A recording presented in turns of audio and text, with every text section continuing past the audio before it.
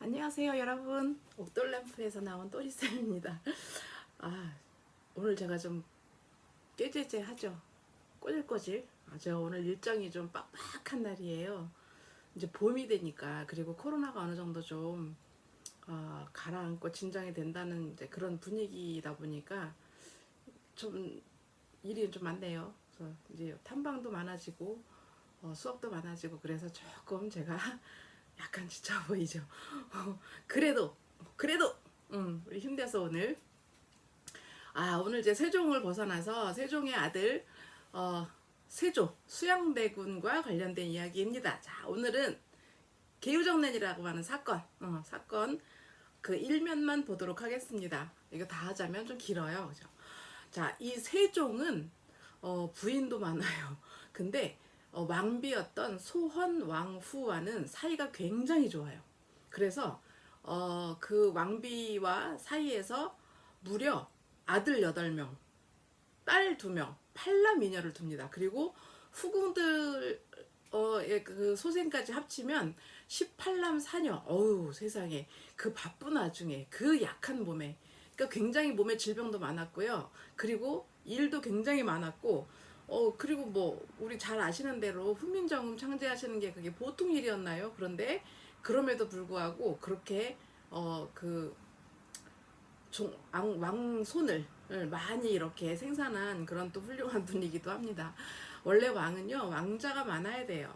그래야 왕실이 튼튼하고 단단하고 안정이 된다고 이렇게 하기 때문에 왕비들의 의무가 이제 그거죠. 왕자를 많이 생산하는 그게 의무예요. 자, 어쨌든 그런데 이 세종은 본인이 잘나서인지 모르겠는데 아들들도 다 잘났어요. 어쩜 그렇게 하나같이 다 뛰어난 인재들일까?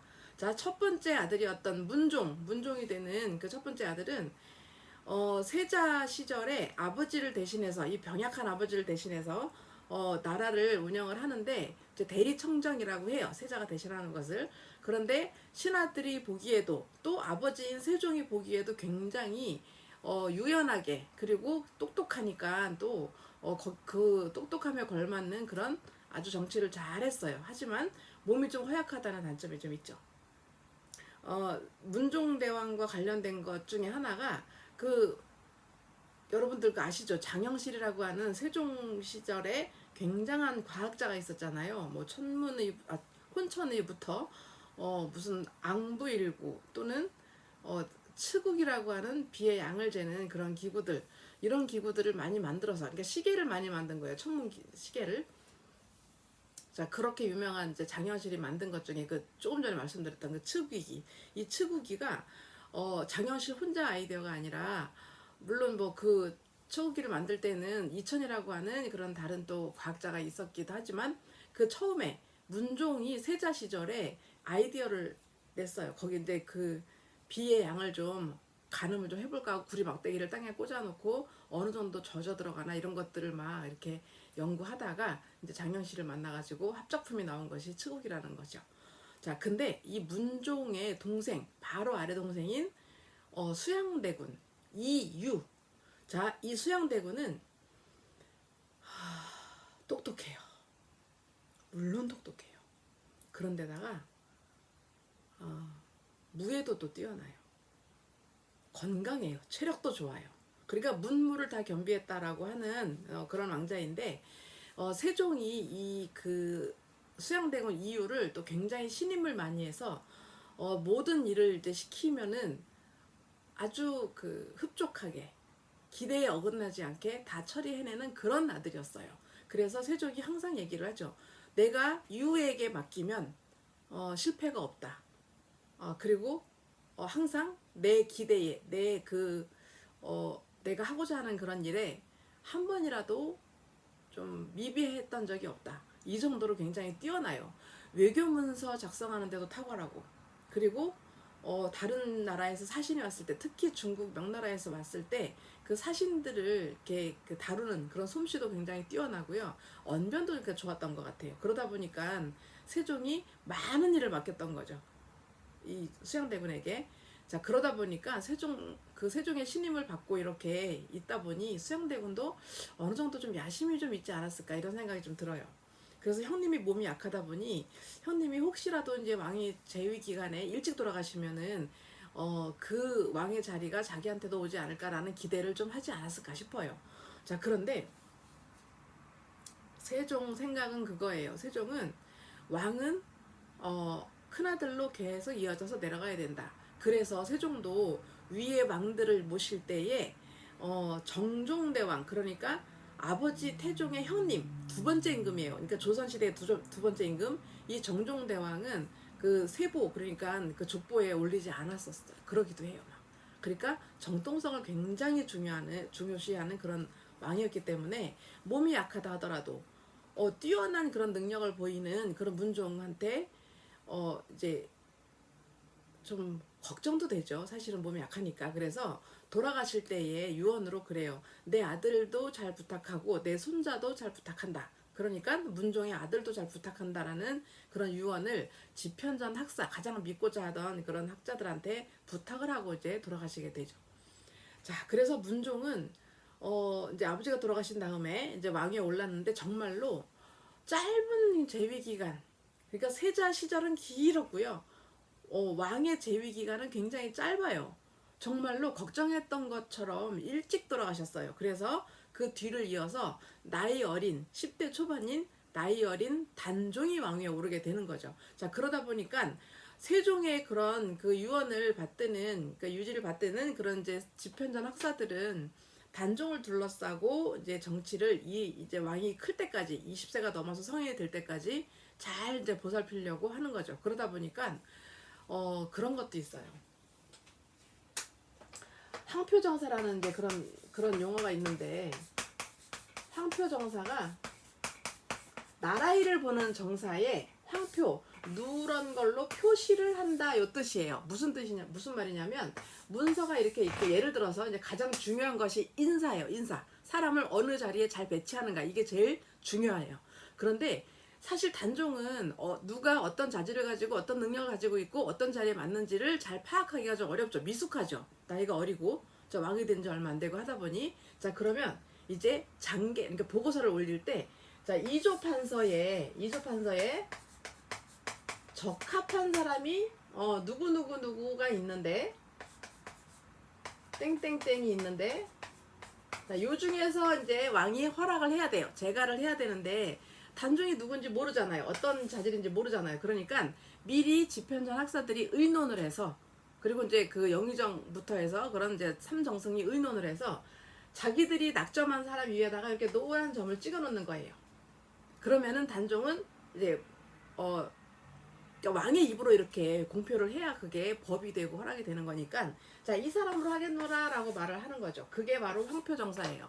자, 이것을 탐탁하게 여기지 않았던 사람이 바로 수양대군인 거죠. 이 나라가 왕의 나라인가 신하의 나라인가, 자, 이렇게 되는 거예요. 이 수양대군은 태종 이방원의 기질을 굉장히 많이 닮은 사람이기도 해요. 자, 그래서 결국은 이 수양대군이 자꾸 이제 그 왕의 근처에 이렇게 얼씬얼씬 거리게 되고, 단종도 큰 삼촌을 자꾸 가까이 두려고 해요. 그러다 보니까 자연스럽게 집현전 학사들과 수양대군과는 이렇게 대립이 되는 그런 구도를 가질 수밖에 없고, 특히 신하들 중에서 대표적인 사람이 누구였냐면 백두산 그 호랑이라고 부르던 김종서. 이 김종서가 장군으로 여기 알려져 있지만은 과거 시험에 통과한 문관이에요. 문신. 이 김종서가 가장 영향력이 컸던 거죠. 단종 시절에는. 그러다 보니까 사사건건 부딪히고요. 그래서 세종대왕이 아니라 수양대군은 저 김종서를 제거해야 내가 좀 권력을 갖지 않을까, 이런 생각을 좀 하는 거죠. 그런데 단종이 왕위에 오르고 나서 명나라에 이제 고명 대신을 보내요. 이제 무슨 말이냐면, 명나라 큰 나라이니까 이 나라에서 조선에서 새로운 왕이 이제 등극을 했으니 인정을 좀 해달라, 공식적으로. 자, 그것을 받아와야 돼요, 고명을. 그래서 거기를 갈 때는 지위가 좀 있는 사람이 가야 되는 거죠. 그래서 영의정이 가거나 뭐 좀 그래요. 근데 이때 이제 그 집현전 학사들이랑 그 영의정이랑 김종서가 말하기를, 이 정도의 중요한 일이니까 수양 당신이 좀 다녀오는 게 좋겠소, 그래요. 안 갈 거라는 생각은 해요. 위험하거든요. 왜냐하면 갔다 오는 그 기간이 보통 한 두어 달 정도 걸려요. 대강 평균. 그런데 그동안에 한양을 비워놓으면 수양의 그런 세력들을 좀 약화시킬 수 있고 제거할 수 있고 막 이러잖아요. 입지가 약해질 수 있고 어찌 보면은 좀 위험해질 수 있는 거죠. 그래서 안 갈 거라는 생각을 해요. 그런데 예상 외로 수양대군이 좋다, 내가 갔다 오겠다, 내가 가야지, 나 정도 되는 사람이 가야지. 갔다 오면 일단 갔다 오는 동안에 별일이 없으면, 그러면 이 갔다 오고 나서 이제 그 입지가 굉장히 굳어지고 좀 높아지게 되겠죠. 자, 그러니까 의아한 거예요. 사람들은 저렇게 쉽게. 그런데 조건이 있어. 내가 데려가고 싶은 사람을 내가 고르게 해주시오. 그래서 누구를 데리고 가냐면 김종서의 아들을 데리고 가요. 뭐 인질이겠죠, 뭐. 그죠? 자, 그래서 무사히 갔다 옵니다. 갔다 와서, 그러니 김종서도 수양대군을 어찌할 수가 없었던 그럴 수도 있지 않을까 생각이 들어요. 뭐 그 당시에는 굉장히 복잡미묘했겠죠. 자, 그래서 일단 무사히 그렇게 임무를 마치고 온 수양대군은 굉장히 이제 더 그 강한 권력을 가지게 되고요. 결국은 이제 그 단종이 수양대군을 가까이 두고 내가 여러 가지를 좀 도움을 받겠다, 묻겠다, 뭐 이러면서 이제 계속 궁궐에 이제 들락날락 하게 되죠. 그러다가 결국은 사건이 벌어지게 되는 게, 수양대군이 이제는 김종서랑 그런 이제 집현 형사들을 다 몰아내고 내가 왕의 가장 큰 영향력을 가지는 사람이 되겠다라는 생각을 구체화시키게 됩니다. 그러다가 거기에 이제 가만히 있지 않겠죠, 이 사람들이. 그래서 김종서를 제거하고 조카도 밀어내고 본인이 왕이 되는 사건, 계유정난이 벌어지게 됩니다. 자, 그날에 어떤 일이 있었을까? 1453년이 계유년이에요. 이 계유년에 정치적인 난리가 났다, 변란이 있었다. 그래서 계유정난이라고 부르고요. 성공을 했으니까 계유정난이고요. 실패하면 영모 사건이 돼버리는 거죠. 그래서 이 계유정난 그날 밤, 1453년 그날 밤에는 무슨 일이 있었는지 그 이야기를 본격적으로 하려고 합니다. 지금요? 아니요. 다음 시간에 하겠습니다. 오늘은 그냥 이렇게 진입하는 문을 열었어요. 자, 우리 다음에 어떤 일이 있었는지를 가지고 다시 보도록 하겠습니다. 자, 오늘도 감사합니다. 다음 시간에 뵙겠습니다. 안녕.